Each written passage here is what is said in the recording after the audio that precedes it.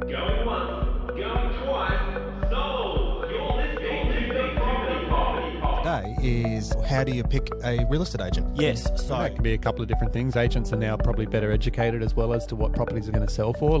talking about it over coffee when we used to just catch up for coffee and not record it. You talk about it in a way that's accessible and easy to listen.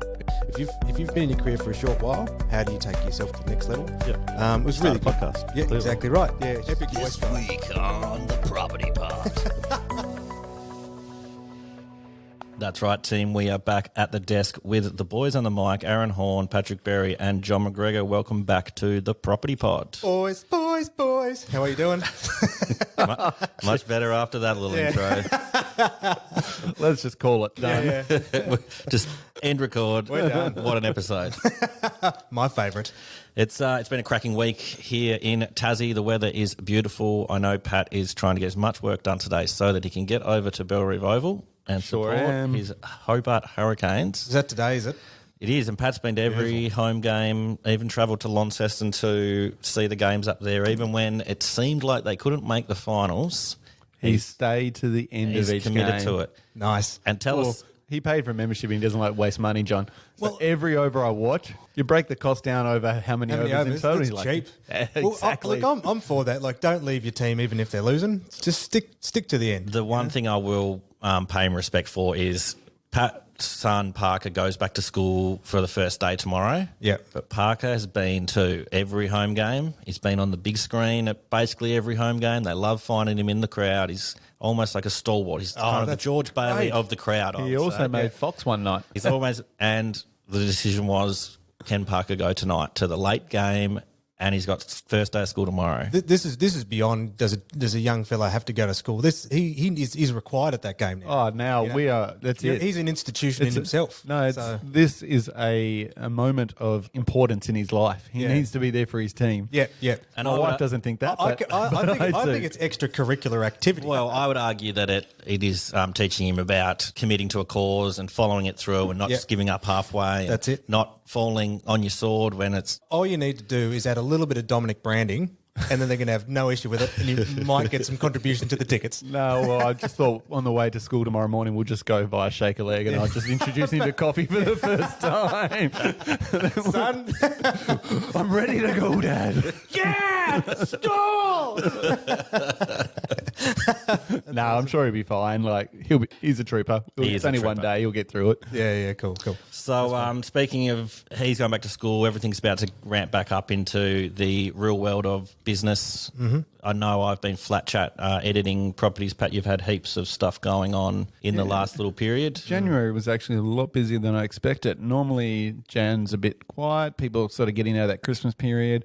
A lot of people that, especially with families, don't tend to get into that property selling market until kids are back at school, that type of stuff. Yeah. But it's been busy. Yeah. It's been real busy. You finding the same thing with your offices, John? Yeah, we've had a lot of listings coming on this second half of January. So by the time February hits, all of a sudden we'll have this big flux of properties on the market. Yep.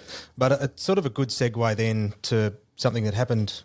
We're talking in the previous episodes about why would you get a real estate agent to do an appraisal. But at the same token too, when it comes to maybe actual active listings, then a lot of people are now going, okay, let me get some information about considering making some decisions. Yep. So we're doing a lot of price updates for a lot of our clients at the moment, be it homeowners or investors. I guess new year, trying to new you, reassess you're their trying to find that idea of, let's reset the clock and see. Weren't you just telling a story about a guy that you know who's trying to work out his finances moving into this year? This was a really interesting one where, the appraisal, the sell price is just scratching the surface. So he's one of our clients, and what happened was he called me up and said, mate, I'm thinking about selling the unit. Had a bit of stuff going on, and I said, look, you could tell he's sounding stressed. I said, mate, I've got some time available this afternoon. Come in at 3:30. Will that work? He said, yep. And I said, look, I'll do the research in the meantime because we know the property. We're renting it on our market. Yep. In our investment portfolio. So I was able to get the numbers for him straight up. What's happened in his case is he's got a small business as a sole trader, and he's doing a house build on the Eastern Shore. And at this point, his build's nearly sort of $600,000 into this build, and he's also maintaining this investment property, which is cash flow positive, which was learnt before, which is the idea that the rent that's coming in is going to cover all your outgoings for the house, so you technically don't have to pump in any more money Yep. for that property to sustain itself. And what's happened is now in his business, because he's been having to throw a lot of money just directly at this new build, he's coming across some cash flow problems. So he's just absolutely stressed out of his mind, where he's working, stupid amount of hours just to sustain his properties at the second. And his thought was, well, if I sell my unit, maybe I can alleviate some of that stress. Yeah, so I was eavesdropping when you guys were discussing this before the show, and it was something I'd never really thought about. So this is kind of where it gets a bit more complex. Yes. Yeah. And could you explain to the listeners the next part of the story? Yeah. So then I can only take him so far before he has to seek specific help in like for his lenders, for example. Yep. So what I did is I've got a little spreadsheet to help clients through some of these situations where I punched in all the numbers, and we worked out that relative to the amount that he had on the mortgage versus the potential sale price, after all costs are taken out, and then he had to then account for some small capital gains, and then on top of that he'd have tax implications on it. If he was to just to sell that property, though he might have $150,000 in like that's the difference. Yep. If he was to sell it, he might come out with $100,000, but then we looked at, okay, he actually has, if he was to get it to draw against the equity, which means in that case, though the property might be worth $300,000 in the bank size and he owes $159,000, to ensure that he keeps that 80% or the 20% deposit in there, so he doesn't have to pay mortgage lender's insurance, he could draw about $80,000 out of the property. So without selling it. Yep. Because then I thought, because the discussion around that was, well, the good thing about that is there's not really going to be, he won't get taxed on that, so he can get access to that cash. So I said, right, if this is a possibility, go speak to your lender now, because by all accounts with the numbers, you should have enough money there that you can restructure your loan so that you could have available money that will get you through your cash flow problems now. For the build of the new place. Yeah, so just so that he doesn't need to spend it, but it just means that all of a sudden when an unforeseen consequence comes up, like I said, bloody hell, mate, there was another, like then a $5,000 fridge we hadn't thought of yet. Yep. So he's got that money there to help him. Yep. $5,000 fridge, that must be impressive. He's not mucking around. He's not mucking around. This is going to be a nice house. And I guess that's his point. I feel like I could do a walk-in cooler room. Yeah, exactly.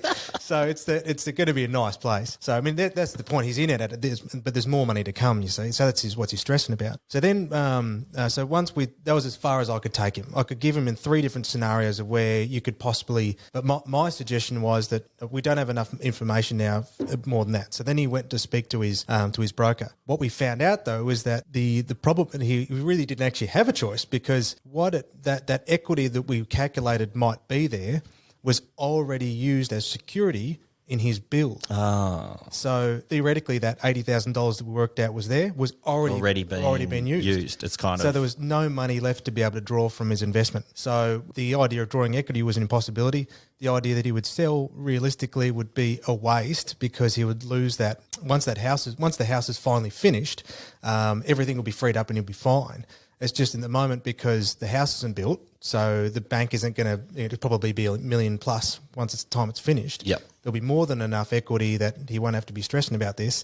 But and then to sell the property, he's going to lose just a lot of top down value because of tax, capital gains, and a bunch of other things. So then we had to go, right. You can't. You're basically stuck. So what are you going to do? Yeah, it's like a real rock and a hard place kind of. So then the discussion was around, okay, let's just work through this mentally. How many days are you going to have to realistically flog yourself out for? And he looked at it and thinking, look, if we put on a time frame on it, it's going to be maybe 90 to 180 days where he's over that hump. Yep. So then he could just put in that mental. He had that. At least he had. You could the see light at the end of the tunnel. Yeah, so if I can just bust it for this much longer, it's a feasible. Then I've got my big house. I've got my investment property. Clear. Yeah. So basically now it's like that's his goal. So he's not. He can't. He couldn't.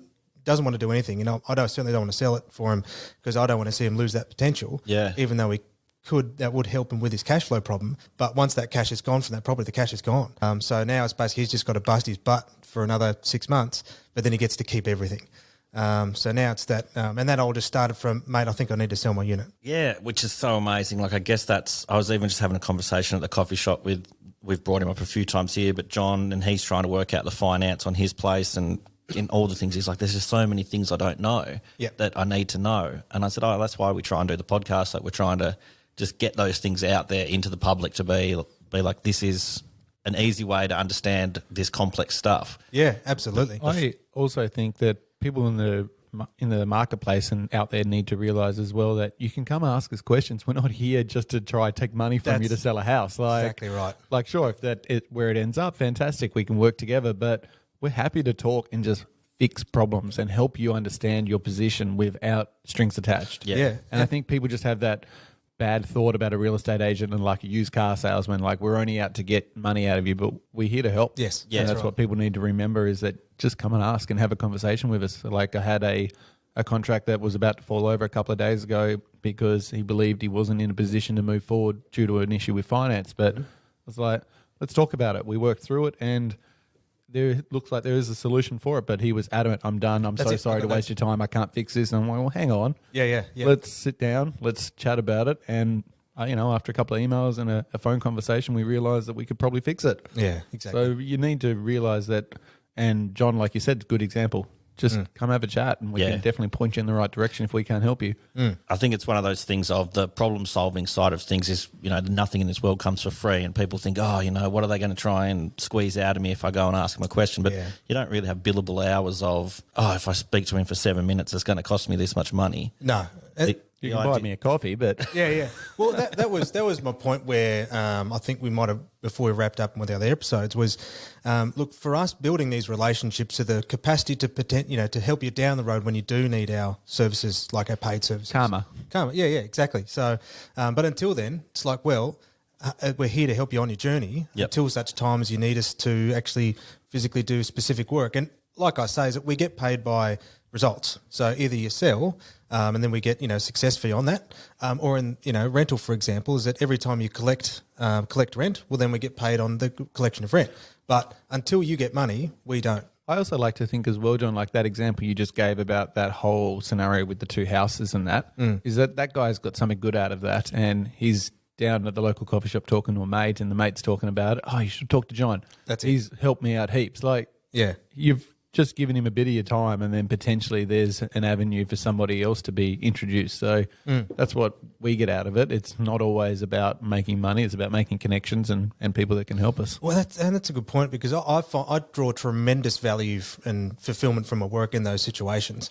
Because just like for a client, he just needed to be able to get out of the muck to be Yeah. able to see the bigger picture. I'm And picturing do you remember the Never-Ending Story? Yeah. Where Atreyu's going through the mud with Yep. the horse, and Yes. the horse just gets sucked in, and it's the sadness of he's just defeated. Yes. Just gets sucked down. That's what it feels like. He was getting sucked down into the sadness. Yeah. And then, John, you've been that turtle that's just been like, achoo, and sneezed on him and said, I'll save the day. Yeah, exactly. Well, then because once he had perspective, because then he was able to realign himself with the purpose as to why he's working so hard. Yes. But until then, all he could see was just like, I'm stressed. It's like, okay, no. And then we had a further discussion about he was chatting with other guys who had been successful, and they said for all those that he met that had like they've all been there. There's been times in my business where you just have to grind it out, and you feel like there's no options available to you, and you feel like you're going to crush under the weight of your pressure. Yep. But then just speaking with someone that helps you take you out of the mud, just getting that turtle that sneezes and allows you to give perspective on the purpose as to why he's working so hard, was enabled him to leave and go, you know what, okay, we got this. So but if something happens, he can call me up and say, Johnny, look, the worst case scenarios happen. I need it gone. Yeah. So that's certainly an option available too. But it was always his goal that he'd maintain both properties. So I don't want to be pushing him down an agenda that's like sell. No, it's more like, what do you want and how do we make this work and who do you need to speak to make that happen? Yeah, for sure. Yeah, No, I like that. And there was another one too. We had where an older gentleman called up, didn't want to give me any information. He's like, just come see my property. I was like, oh, just come see it. Just come see it. Like, just come see it. Fine. And, what time? And he said, 4:00. I said, I'll be there. So in your head, you're thinking, oh God, here we go. Because if they're not going to give you information, we sat down and we started having a discussion, and within about 3 minutes of being at the property, the guy started to cry because what had happened was his wife had been, she had a fall, Yeah. and they're well into their elderly years now, and they saw that he wasn't capable of looking after anymore, and they've been together for like 40 years, living together. Yeah. And Now she's in a assisted care living, which he described she was very happy with, but he's stuck. He's lonely. He doesn't know what to do. He can't, he doesn't want to move in there. Yeah. And like the family aren't communicating with him. So then he's just, the only sort of avenue he thought was, look, I don't know, what do I do? What's my house worth?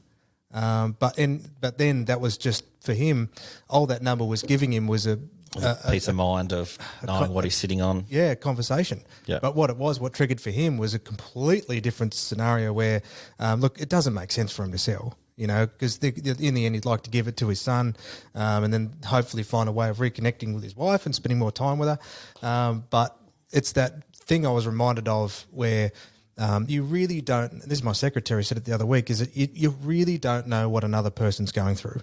Yeah, until you spend time to chat with them. Oh, no, 1,000%. And we can all wear the masks of kind of covering up what's really going on in our lives, but it's kind of, you can break it down. The crazy thing about your profession is, I imagine, you can come into work in the morning time. You never know you're going to get that call for the 4 o'clock meeting, and you're going to meet a guy and have a discussion like that. Like every day must be just that little bit different. Oh well, that's the ups and downs of it. Like one minute someone's shouting at you because they're the worst person on the planet, and the next minute your guy's crying in front of you talking about his wife. Like, you can't plan for that. Yeah, no way. But that's what. But for me, I think it's in those stories. For me, I find really fascinating about this job. No, it's good to hear. Yeah, I really like that. Let's shoot off to the little ad break. We'll get a breather, and we'll be right back. Cool. As a family-run business, First National Real Estate McGregor understands that the property market can be stressful. However, with a strong team in both sales and rentals, we are here to guide you through the property maze. Find out more today at mcgregorfm.com. 414 Real Estate has been operating within the northern suburbs of Hobart since 2006 with their innovative approach to marketing and managing your property.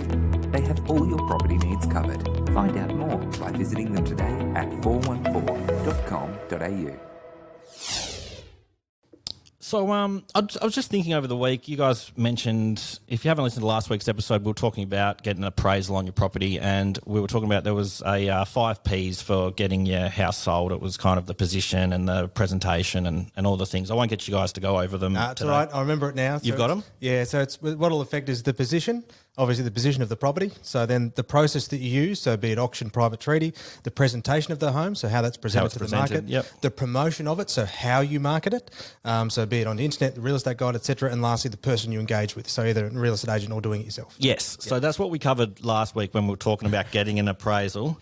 I was thinking about the position thing. I was kind of thinking about, where it is and what it is so important. And I mentioned it right at the end of the episode that it's something I wouldn't mind delving into deeper. And so as I went deep in searching online, I found a few articles, one from realestate.com.au and another one from propertyobserver.com.au, just kind of talking about, like, is a neighbourhood more important than the property itself? Oh, that's a cool question. Yep. So just kind of wondering, is it important to know where you're buying and what area, what's important about it? There's a really cool bit in one of them where it was talking about if you have a public playground in the area, it actually raises the value of your property by about 20 grand. Oh, really? So I just wanted to run it past you guys, what your thoughts are on kind of neighbourhood over property. Well, you boy, Pat, you're a father and you're a soon-to-be father, Aaron. Would you guys pay more for a playground nearby? Well, I think I'd like the idea of living near a playground if I could know that it's close enough that, like, in a year or two when Parker's old enough that he could just go by himself and say, just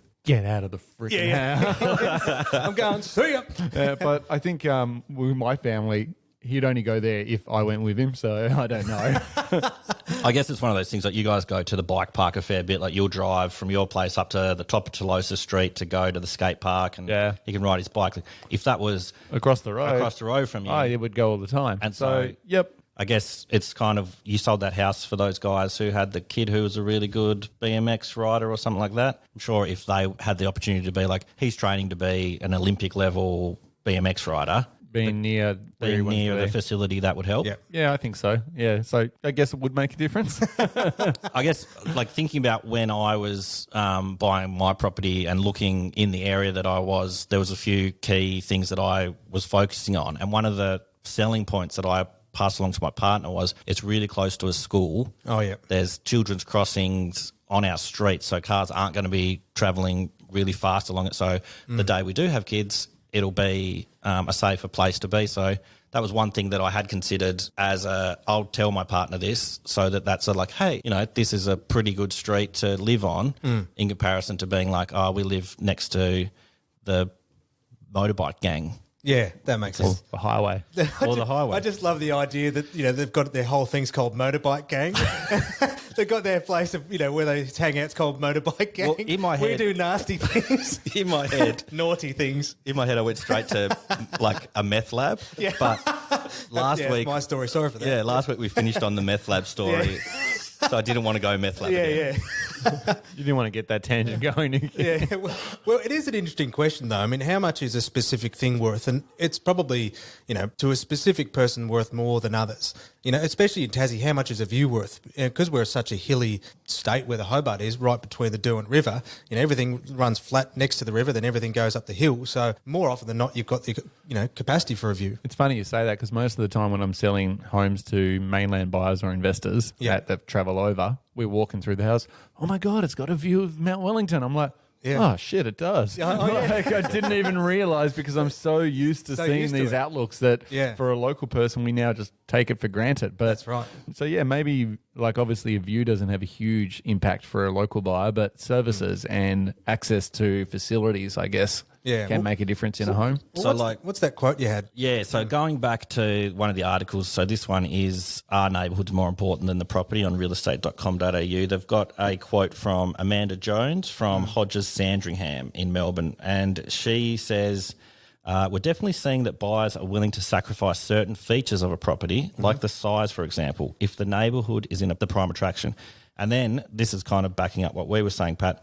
Some buyers choose areas based on schools and parks, while others want a neighbourhood with shops, transport, etc. It all comes down to their own individual needs. Yeah. And realestate.com and Domain have obviously identified schools as an important thing because they put the school catchment zones now on every listing that we put up. So it tells you what school you fall into. Well, I guess it's one of those things where you're investing in a property and inland in an area, but you also want to invest in your child's future or your family's future. So kind of knowing that it's in a place where there's good schooling, or there's all this NAPLAN testing and stuff where the schools get a certain rating and things like that. Yep. So, you want to be kind of like, oh, we're living in a place where our kid's going to get the best possible future based on where we're living, rather than kind of having to do that travel from place to place.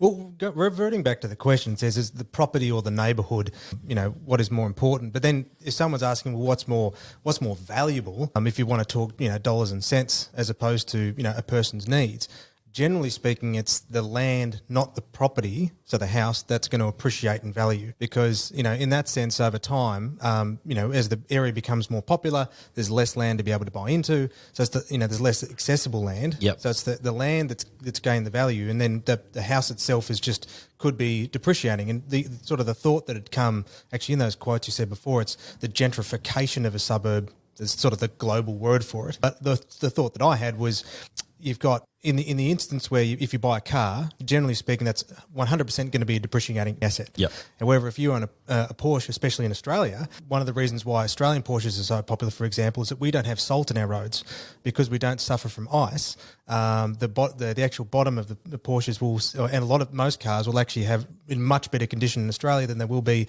in the long term in Europe, because you don't get the that salt on the road that you have to be really on top of, otherwise it'll obviously rust away. Yeah. But so in that case, an old one, that the Porsche itself might be appreciating, and you might have a house that could be have some historical reference, so that you cannot reproduce that house itself. So the house might appreciate based on its historic value and its uniqueness in conjunction with the land. Yep. But if you've just got a standard 3-bedroom house that can easily be replaced, that house's value will depreciate in its value while the land goes up. Yeah, for sure. It was actually funny. One of our listeners out there bought in Leonard Valley recently, and silly enough, she asked me, she's like, oh, do you think this is a good buy? I'm like, I don't know anything. Like, I know you've heard me talk real estate. Come on, you're an expert these days. I said, I know you've heard me talk real estate on the property pod, but I'm the guy that doesn't know much. And I said, look, Leonard Valley, it's at the top of Pottery Road. It's in the Hobart municipality. Yeah, the land is going to be worth whatever. And she's done an amazing job at, I actually went and looked at it just over the weekend, and the renovation she's done, this little cottage is amazing. She's done a really, really good job, and it's only going to get better. But yes, the land I said alone, you're never going to be able to lose money on that land. Absolutely. Yeah. So, yeah, it's funny that you have brought that up because it literally just popped in my head. I was like, oh, it's just at Megan's place on the weekend. Well, and that's where you go back to, remember when we had that, one of our early interviews with Simon Presnell from, what's his company? Propertyology. Where He had a great Star Wars article this week. Really? Yeah, I wanted to talk that, but I haven't researched it well enough. Okay. So maybe next Flag week, that. flag Flag it that. for All a right. Star Wars related episode. Fantastic. I didn't even read it. I just saw it and flicked it to Aaron. I was like, Aaron will read Well, this. I still haven't watched the latest one, so I'll catch up and then we're in. And he was talking about those fundamentals if you are buying in an area to hopefully make sure that you don't lose money in your property over time. So in that sense, we've already discussed those where people are looking for schools and parks and essential services, etc. But then there are some odd suburbs, even in Tassie, I think, that have surprised me. In they go up because of prestige and not really a whole lot more. Yeah. So to give you an example of boom and bust town, like a mining town, for example, you've got it services a job for one specific purpose for a short time, and then once that dries up, we had a client that came to us and they was just telling us this story where they'd bought this house, I can't remember, in North Queensland, for like $700,000, and now they can't sell it for probably $200,000. Yeah, wow. There's an example of just a huge boom and bust because there was no surrounding fundamentals along with it. A suburb that's interesting to me is Tranmere, for example, where the land out there is exceptionally expensive. For what I would see is one key drawing, views. Yeah. Because there's no, it's like stunning unencumbered views, but outside of that, it's windy, it's got no shops, like you've got to actually drive a fair way to get back into Howrah, etc. There's no public transport. There's just nothing there. It's kind of like an old beach in the sense that it's this own little village in itself, but you've got to travel outside the village to get to these other places. And especially by the time you get right to the latest subdivisions being developed. Yeah. But the land's exceptionally expensive because Tranmere now has a prestigious name attached to it. Yep. And a great, a great water view. But more than that, And a windy hill. But it's not, I mean, obviously Hobart's not a huge distance to travel, so it's sort of an exception for us. But the point being is that if you're looking at does Tranmere hold the other sort of other essentials, maybe not. Yeah. It could be argued, but it's the prestige and the name that's allowed the land to appreciate and value so much. Yeah, thinking of Tranmere is it always got me. I remember, I think you were actually in the article. Might have been just as I got in the industry. You were in the article in like that weekend thing in the newspaper about the flannelette curtain. Oh, yeah, I was asked to talk about northern suburbs and Moona. Yeah, so the way the flannelette curtain had kind of moved Shifted. beyond Creek Road. And Yeah. so can you describe, just for anyone out there that doesn't really understand the concept of the flannelette curtain? Yeah, so it's the divide between the Hobart municipality and the Glenorchy municipality. So there's that element of perception once before where I'm sure we're all familiar with the term bogans, but the second you cross the flannelette curtain, you're in bogan territory now. And that's why the houses aren't expensive and all the opportunities aren't as good, et cetera, et cetera. But through natural gentrification, that flannelette curtain is slowly shifting further northward. Yep. Yep. So it's kind of growing further out. So say the curtain used to be Creek Road, which everything on the other side of that, your new towns, your Lenna Valleys, were inside that. But now Moona has garnering similar prices as those ones. Yep. And then you would imagine that it will continue to grow as the state grows. Mm-hmm. And then your Glenorchies are going to kind of start getting a better value. In theory, yeah. Yeah. Yeah. So that's where I think why Moona was an exception, because what was happening is people were obviously looking for Newtown specifically and North Hobart that was their prestige. That's what we really, really, really wanted. But then in a very short period of time, we're finding out that, oh my God, we're priced out of it. And then they go, oh, hang on a minute, you telling me that I can drive 3 minutes, if that, into Moona, get a bigger house with more land and pay like 20% less? I'll take that. Yep. And then all of a sudden that went that's where Moona's perception just skyrocketed, and largely drawn from quite a lot of young people as well, where like they really couldn't afford that. But now Moona's like a up and coming, it's trendy, it's got new coffee shops, restaurants. So Moona and Newtown are pretty much like what this realestate.com article is describing, that people are prepared to accept less for the home to live in the suburb because of what it offers. Yeah. Absolutely. But even so, another great old example is Blackman's Bay in Tassie. Didn't you say your pop had My pop had a waterfront block of land there, yes. Yeah.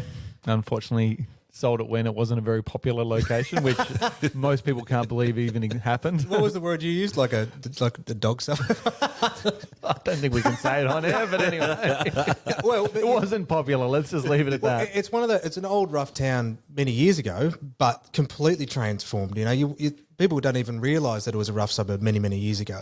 Salamanca was the same. Yeah, I've been listening to a podcast with some guys talking about the way that New York City has changed over the years, and they were talking, how Soho used to be an arts district that you had to prove you're an actual artist to live in the area, and people were breaking all the rules to do all these things. But just the way they were describing the city has evolved. Like, is it Times Square? Yeah. Times Square used to be the most dangerous part of all of New York City. Like, it was just like this drug den, and now tourist trap now, and the way it's all changed. But that's all gentrification of this idea of Broadway in the city. And it's just amazing the way things can change. And I know that can lead us off onto many other tangents. But then going back to the question, what is more, the property or the neighbourhood? I'd say 80% of the time it's the neighbourhood, and then they fall in love with the property. Yep. The only exception to that sometimes is that, especially in a place like Hobart, where everything is quite very central, sometimes the draw of the property and its needs can outweigh the idea that someone wants to be, I really want to be in this suburb, and then they go, oh, but I really love this house, I'll take that house. Yep. That's sort of the exception in that sense. Yeah, cool. Sounds good. Well, boys, that was pretty fun today. Just off the flight, we did pretty well. Yeah. Let's be more prepared next week. Let's be way more prepared next week. All right, boys. Thanks for listening, everyone out there. Like, share, subscribe, do all those things. We don't really ask you to do that very often, but we'll ask you to do it this week. Yep. We'd like to grow the podcast over 2020. And, thanks for listening. Always a pleasure, gentlemen. Thank you. See ya. You have been listening to The Property Pod, produced and edited by 414 Media House in conjunction with 414 Real Estate and McGregor First National Propriety Limited. This podcast is general information only, and the thoughts and views expressed is the opinion of our panel, and listeners should always seek and use their own investigation into any topic we discuss to ensure they fully understand their own situation. It does not constitute and should not be relied on as purchasing, selling, financial or investment advice or recommendations, express or implied, and it should not be used as an invitation to take up any agent or investment services. No investment decision or activity should be undertaken on the basis of this